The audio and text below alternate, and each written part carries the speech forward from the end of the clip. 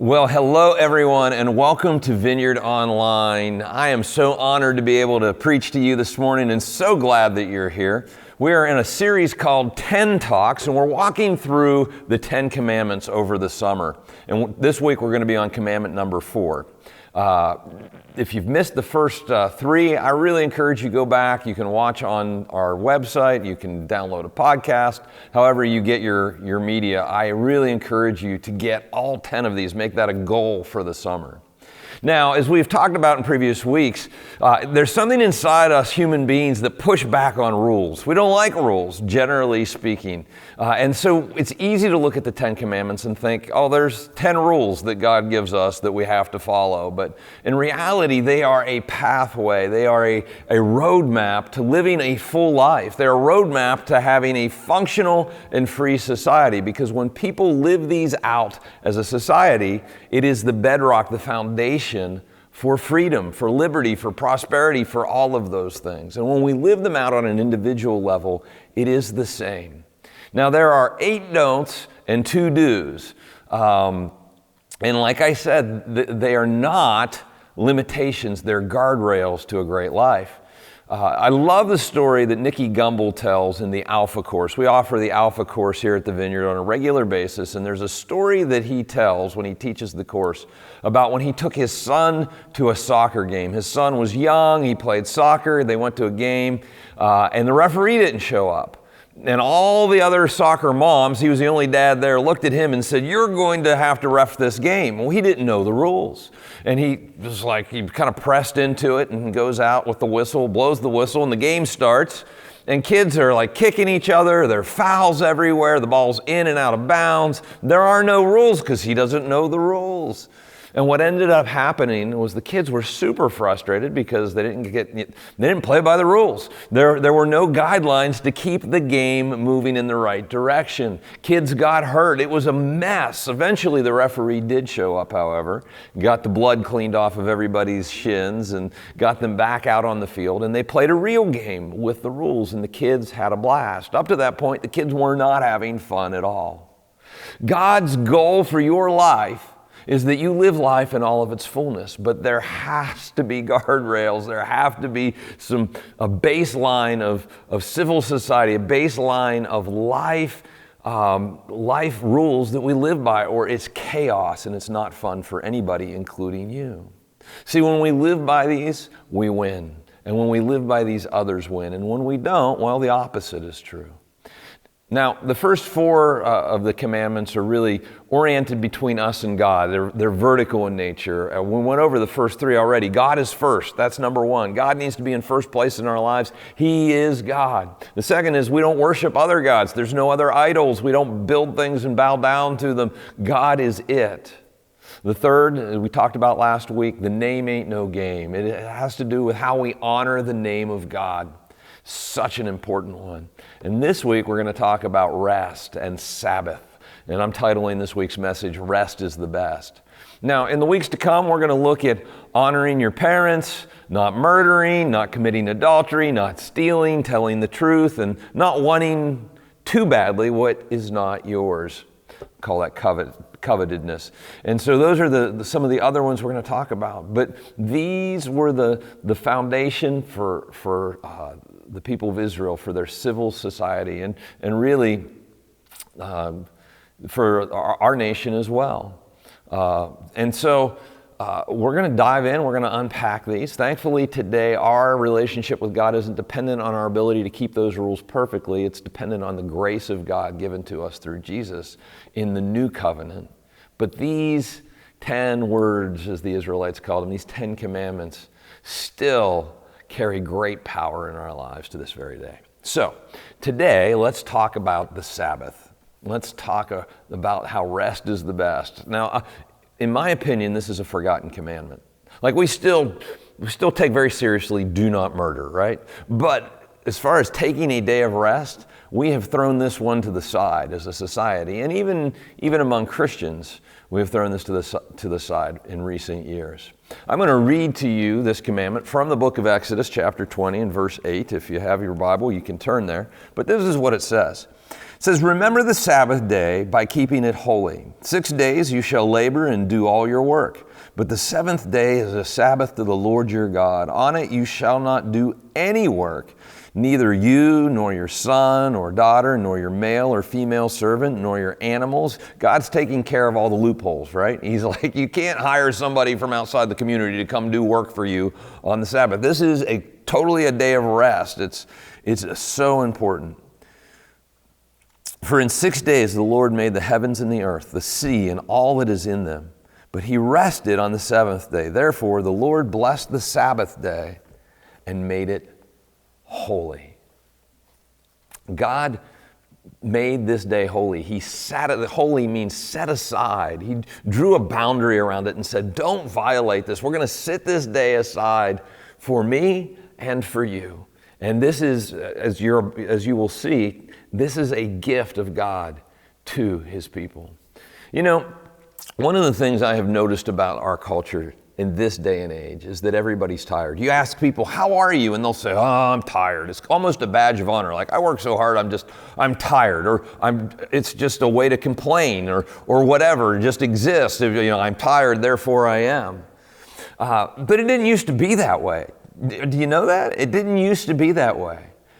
This is a relatively new phenomenon. It used to be, though, and I think this ties directly to this commandment. It used to be, not too long ago, about 50 years ago, that our entire culture shut down on Sunday. Actually, it would shut down around 2 o'clock on Saturday afternoon. Businesses would close, shops would close their doors, people would go home and take care of their chores, get things done, and then Sunday was a day of rest. And the whole culture rested. The grocery stores closed, the hardware stores closed, everything closed. And people honored the Sabbath. The whole culture rested. Now, you fast forward 50 or 60 years, and in that time, businesses realized, oh my goodness, we're missing a day and a half of revenue generation. We can make so much more money if we're open those extra hours. And people are going to go shopping. I mean, you go to Lowe's on a Sunday and it's packed and they're making a ton of money, right? And so we've gone from a society generally, whether you are Christian or not, that honored this day, or at least rested on this day, to a society that doesn't rest ever. We just keep going 24/7. And we wonder why we're tired. Now, I know for some of you, you're asking this question. Chris, are you saying that the Bible is, and that God is suggesting that we be lazy? And the answer is absolutely not. Absolutely not. Now, we live in Wheeling, West Virginia, in the upper Ohio Valley, and one of the cultural nuances of our region, because there are regional nuances and regional cultures, one of them here is a strong work ethic. Like, if you're not working, you're lazy. That's kind of something that's drilled into us from an early age. It's part of our community. And I wrestle with this because I grew up here, right? But Sabbath is not a laziness clause. Let me say that again. Sabbath is not a laziness clause. It's a restoring rhythm given to us by God. You know, in the Bible, it makes it very clear that Sabbath is resting from work. It doesn't mean that we do less work. What it does mean is we're able to do more work in less time. God believes in work. There is a theology of work throughout Scripture. And obviously God believes in work because he says in this commandment, 6 days you shall labor and do all your work. Absolutely, he wants us to work and he wants us to work hard, but he also wants us to rest and worship and reconnect with him.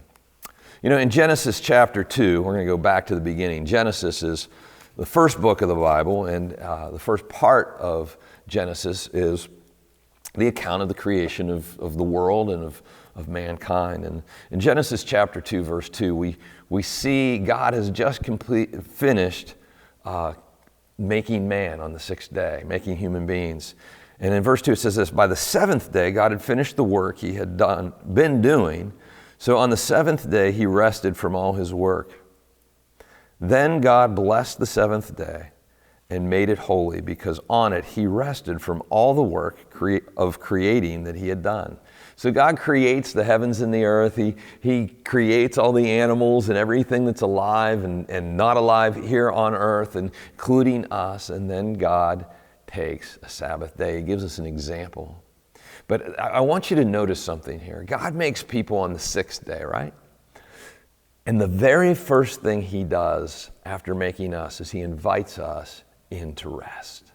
He invites those first people into a day of rest and a day of relationship with him. This day is set aside. We slow down. We can focus on relationships because busyness is the enemy of connection and the enemy of relationship. And so God invites us to slow down, to recoup, to rest, to charge our batteries, and to connect in relationship with him and other people. God invites us to a radically different life than we see around us. He wants us to start out of a place of rest and peace, and to start out of relationship. You know, he says, and the psalmist writes, "Be still and know that I am God." Well, knowing God requires stillness. It requires us to unplug from our busyness for a period of time. And God, in his wisdom, because God made us and he made the earth and all the laws that govern all of its properties, he knows how it works. And God says we need 24 hours of rest every 7 days. Be still and know that I am God, he says. You know, I violated Sabbath last week. My Sabbath, typically I do Sabbath from Friday at 5 p.m. till Saturday at 5 p.m. It's a 24-hour period of time. You can start whenever you want and end whenever you want, as long as it's a 24-hour period of time. Now, I'm not legalistic about it, but I try to be faithful and disciplined with it. But Christy and the kids were out of town, and I have about 100 house projects that I'm working on, one of which is tiling a shower. And so I decided last Friday afternoon I was going to finish this entire wall of tile. And I went at it, and it was not going well. I mean, it was slow going. You ever work on a project and it's just like you're trudging it out. You're just trying to get it done. And I was tired. It started towards the end of the day. And I kept going, and I just kept pushing harder and harder, and hit 5 o'clock. I didn't stop. I kept going. I wrapped up around 11 o'clock at night, exhausted and only half done with the wall. And so you know what I did? I went to bed, and I got up the next morning, and I was a bit rested and, from a good night's sleep. And I went back to work, and I finished the other half of that wall in an hour and a half. See, when we work out of exhaustion and worry and pressure and stress, we're inefficient. It's like you're spinning your wheels. You're not getting done what you could get done if you were at your best. And that's how God invites us to live our lives. Live our lives out of our best. Start with rest. Start with our connection with him. Start with that peace that comes from that. And then we can come into our work with our heads on straight and our hearts right, and we can get more done, and we can move faster and do better work. And that's how God designed things to work. But that's not what we do. We get up first thing in the morning, we run all day long, and then we fall into bed at night, hoping to get enough sleep to recover to be able to do it all again. And that's the treadmill our culture is on, and that's the treadmill that God, through Sabbath, calls us off of into a much better life. So I skipped Sabbath last weekend altogether. I tiled the shower, I built a chicken coop, I did about 4 other projects around the house. I went and picked up my tractor at the lawnmower store because I blew up my last tractor. That's a whole nother sermon illustration. But and that was just a horrific experience in customer service because they left me standing in the parking lot in 90-degree weather for an hour. It was awful. But I got my tractor, and I was delirious by the time I got it. And then I went and I mowed the grass. And then I worked on building something else into the night. And you know what? When I woke up Monday morning, I felt like I was run over by a bus. I violated Sabbath and rest all weekend long. And by Monday morning, I was shot. And all week long this week, I have been tired. I have been not working at my best. I have been distracted. I've not felt well. That's what happens to us when we violate God's principle.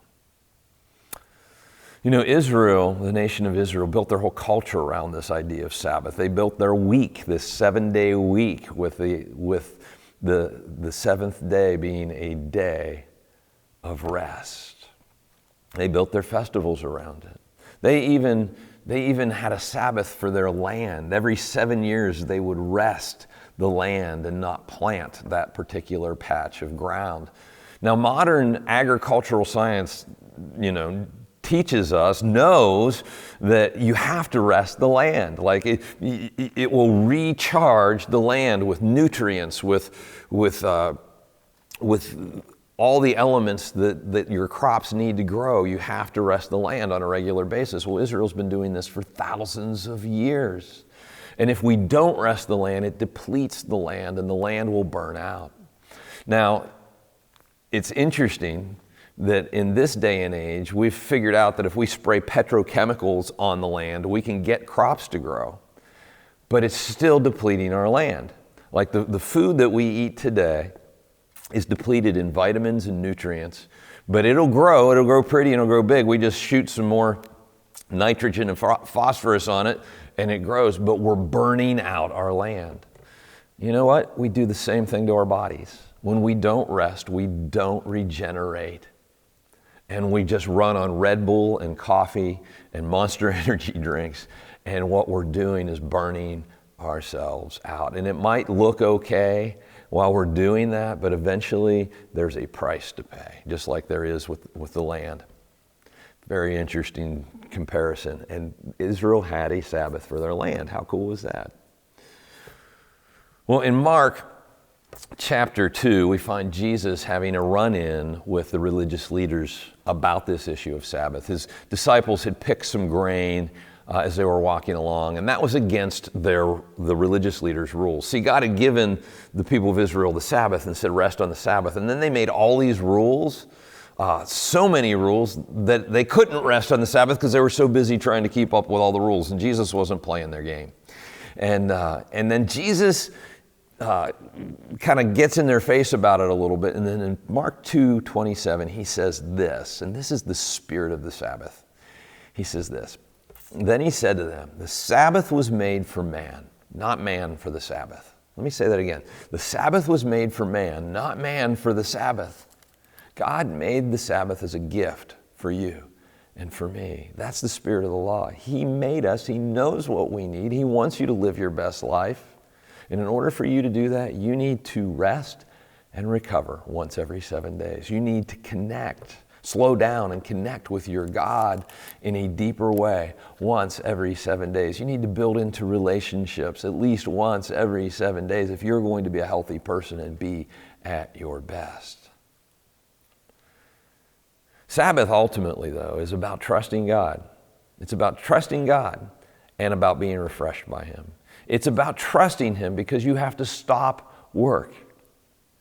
And for most of us, we are I don't know about most of us, for a lot of us, we're so driven and so afraid that if we stop working, that was me last week, if I stop working, I won't get these things done. I gotta push, and I gotta push. And God says, no, take a break. Work hard when it's time to work, but rest and take care of yourself when it's time to rest and take care of yourself. And so that's what we do. That's what Sabbath is about. We have to trust God in order to be able to stop. And when we do, we can find rest and refreshment. And we can learn the lesson because God will show you this, that He will supply all your needs, and even more abundantly than if you just work your butt off. You know, if you can't turn it off at the end of the week, if you can't turn it off at the end of the day, that's a faith issue. And part of the discipline of Sabbath is teaching you that you can trust God. But the temptation is always, it all depends on me. That's the voice in our head. It all depends on me. I got to get more done. I got to work harder. I got to push through. I got to make it happen. And God's saying, look, if you obey me, I'll make it happen. Trust me. Sabbath is a discipline in trusting God. You have to make yourself do it. You have to draw a boundary around it. It's totally set aside. Draw a boundary around it and do it. And do it until you get good at it. Do it until God shows you that He's faithful in it, and it will build your faith. And once your faith builds, you'll begin to have peace And as you begin to have peace, you'll be a more solid human being, mentally, emotionally, spiritually, and otherwise. It's kind of like running. Nobody likes to run when they start. You have to make yourself go run until you get into running shape. And then running becomes a joy. Running becomes a lifestyle. Running becomes something that you want to do. And the same thing is true with the discipline of Sabbath. And there are great rewards as we discipline ourselves and do this practice. The rewards of Sabbath are many. One is that you will go further in less time. You can accomplish more with less time. My favorite example of this, and every time I preach on this topic, I use this example because there's not a better example. It's Chick-fil-A. Chick-fil-A restaurant, we just opened one at the Highlands and in St. Clairsville. Go get some food, but not on Sunday because they're not open on Sunday. Chick-fil-A opened in the 1950s. Truett Cathy was a Christian, and his family, it's a family-owned business, and they are still to this day, they're Christians. And he decided that he was going to honor the Sabbath. And this was in a time when they were beginning to open restaurants on Sunday. But they decided, we're going to honor the Sabbath. We're going to keep Sunday set aside. It's going to be healthier for our employees, and God says to do this. And so they did, and earlier on it was much easier, but as the restaurant industry discovered, Sunday is a huge sales day in the restaurant business. And so every other fast food restaurant and almost every other restaurant opened on Sundays because there was money that they were leaving on the table otherwise, and they just are open 7 days a week. But Chick-fil-A never did come along, and to this very day, they're not open on Sunday. Their greatest competitor is McDonald's. Now, McDonald's is open in many cases 24 hours a day, but all McDonald's are open 7 days a week. And the average McDonald's store will do about $2.5 million in business a year. That's a lot of money. But the average Chick-fil-A store in 6 days does $6 million in business, 2.5 times the business. They can do more with less time because they are obeying God. And the same thing is true for you. It's the same principle with tithing. These two practices, Sabbath and tithing, are huge faith builders, and there's practical things that if we will discipline ourselves and obey God in these areas, you will see the blessing on the other end. Tithing, if you don't know what that is, we take the first 10% of what God blesses us with, our income, and we give it back to God. And you talk to anybody who tithes, including me, and they'll tell you, I wouldn't do it any other way. I can go so much further on 90% and God's blessing than I can go on 100% without it. God multiplies. It's God's math. He multiplies our efforts. He multiplies our money. He blesses us when we obey. I have I had a roof done on my house several years ago. I was remodeling an old Victorian house in Woodsdale, and had a roof done, and I had a regular construction crew come in and do the roof, and they did it wrong, and it took them almost a month. Well, if you've heard me tell the stories about that house, it almost killed me. That was awful. Well, I had to replace that roof 3 years later because the first crew did it wrong, and so I hired an Amish crew to come in, and they had it done in 2 days, and they had it done right. And I have another friend who's Amish, and I was talking to him not too long ago, and I said, tell me about what you guys do on Sunday. What's your Sunday look like? Well, we go to church, and then we'll have a family meal, and I'm like, do you do any work on Sunday? Nope, they still honor Sabbath. And I was talking just the other day to a friend of mine who's a contractor, and he was just marveling at how much work the Amish crews get done because when they work, and they really work, and they show up, and they're very efficient, and they get way more work done. And I'm just, and I wonder how much of that is the fact that they take seriously and obey God's commandment. I think you can get way more done during your week if you obey God on the weekend, if you obey Him on the Sabbath. You can go further with less time and God's blessing. Absolutely true. Another benefit of following the Sabbath is your faith will grow. Your faith will grow because you're going to see God come through. And a third benefit is simply this: you're going to become a healthier person. Because as your faith grows, your anxiety drops. You are a centered person. You are physically healthier because you're giving your body what it needs. You're spiritually healthier because you're connecting with God. You're emotionally healthier because you're connecting with other people. You are a healthier person. Your health depends on this. I am tired of people going around going, I'm tired. Like, let's just start obeying God on this. Your health depends on it. You know, before I married Christy, when she was living up in Rochester, New York, she drove an old Ford Mustang. Now, this wasn't the cool Ford Mustang. This one was made during the Mustang years that weren't, we'd like to forget. But that's what she drove. And Christy didn't know a whole lot about car mechanics and maintenance, and she never changed or checked the oil. And eventually that car seized up and the engine froze and it was done. It was a boat anchor, and blew up the car.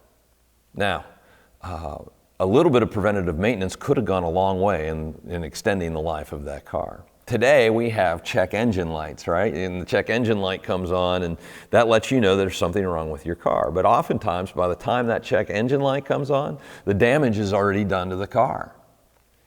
We have a check engine light as well. When we begin to become easily angered, our temper is short, our relationships get strained, or there's anxiety. These are just a few of the things that are part of our check engine light dashboard. And you can feel it in your chest, can't you? I know when that's beginning to happen to me. And what Sabbath is God saying, don't wait for the check engine light. Because oftentimes the damage is already done. If you'll just do regular maintenance, if you'll just change your oil every 3,000 miles, if you'll just take a day every 7 days and catch your breath and connect with God and connect with other people and feed your soul and let your body recoup, man, you are going to be good for the long haul. And it will save you so much damage and everything else, damage to your relationships, damage to your health, everything else down the road. It'll keep you running at full capacity, not damaging your engines. But it's an act of discipline, isn't it? Getting your oil changed at 3,000 miles is an act of discipline. It's like, I'm going to do this because it's good for my engine. It'll keep my engine running. Well, Sabbath, I'm going to do this because it will keep me running in tip-top shape. Several years ago now, I burned out. I had health issues, but I think a lot of my health issues had to do with the fact that I was working 70, 80 hours a week. It wasn't a healthy way to go. I wasn't taking a Sabbath. I violated this principle for years and years. And, in some ways, I'm still recovering from that. Damage was done. But I find when I honor God and I obey Him in this, my week is better, and I gain as I go. And so will you. And it doesn't mean that life won't get hard. Life will get hard. There'll be pressures. You're going to deal with difficult situations and difficult people. But you're going to be a different person in the process. A better person, a peaceful person, a centered person, a more powerful person. Sabbath is worth doing. Well, how do we do it? I know some of you are saying, well, how do you Sabbath well? Well, I'm just going to give you a few quick pointers. First thing is this: pick a 24-hour period once a week. For most of us in our culture, it's Sunday is Sabbath.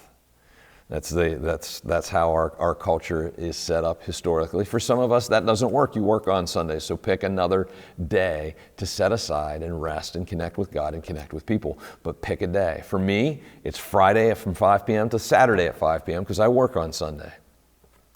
And that works out real well for me. For the Hebrew and Jewish people, it is a day starts in the evening. It starts at sunset and goes to sunset the next day. So they're Friday evening to Saturday evening. But whatever works for you, but do it.